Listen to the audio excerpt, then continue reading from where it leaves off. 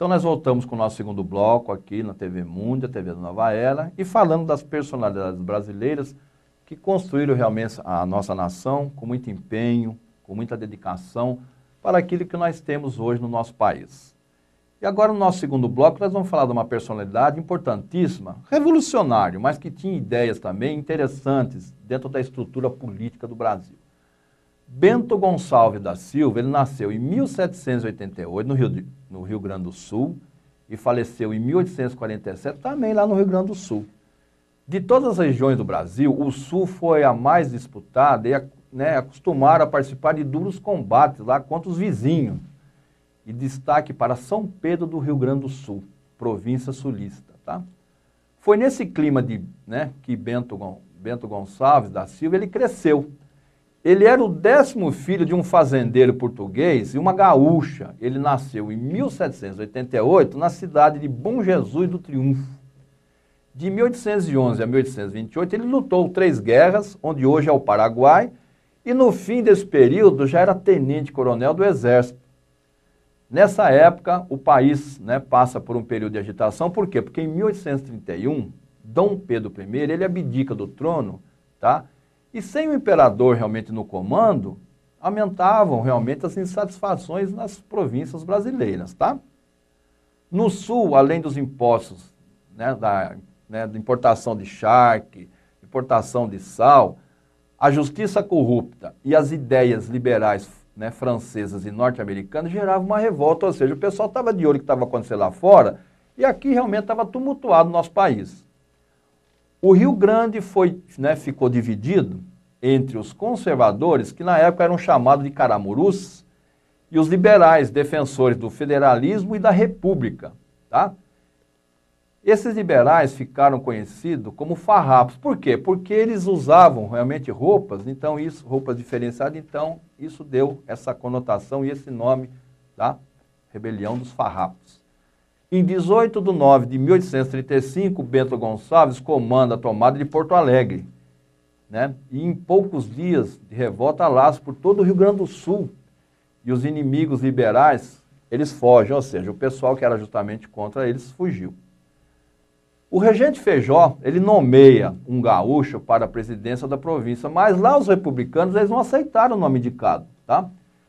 Então aí a luta continua, lá no Rio Grande do Sul. Bento Gonçalves fica do lado dos republicanos e toda a província mergulha numa crise civil, tá? Então aqui cabe um comentário, porque veja bem, existiam 2 correntes, uma mais liberal e outra mais radical, e Bento Gonçalves realmente conseguiu impor as suas ideias, mas existia todo um processo naquela época também aí, dentro das províncias, de muitas rebeliões, tá? Com a ajuda de alguns comandantes gaúchos, a força imperial consegue tomar lá Porto Alegre e na tentativa de retornar à cidade, Bento Gonçalves é preso, ele foi levado para a corte do Rio de Janeiro e depois foi para Salvador. Mas em 1837 ele consegue fugir e depois de 2 meses ele chega de novo lá no Rio Grande do Sul, se integra à batalha, tá? Só que enquanto ele estava fora, o general Antônio de Souza Neto, ele tinha proclamado lá a República do Rio Grande do Sul. A maioria das câmaras municipais depois elegeram Bento Gonçalves como presidente gaúcho. Então vocês imaginem só, o Rio Grande do Sul se tornou como se fosse um país, tá? E Bento Gonçalves foi eleito lá pelas câmaras municipais, o presidente do país, vamos dizer entre aspas, tá? Rio Grande do Sul. Ele toma posse e no ano seguinte, lança um manifesto que os gaúchos eles não eram separatistas, eles queriam uma república, tá? Em 1842, Bento convoca uma Assembleia Constituinte e ele prestou conta do seu governo, as exportações tinham triplicado, tá?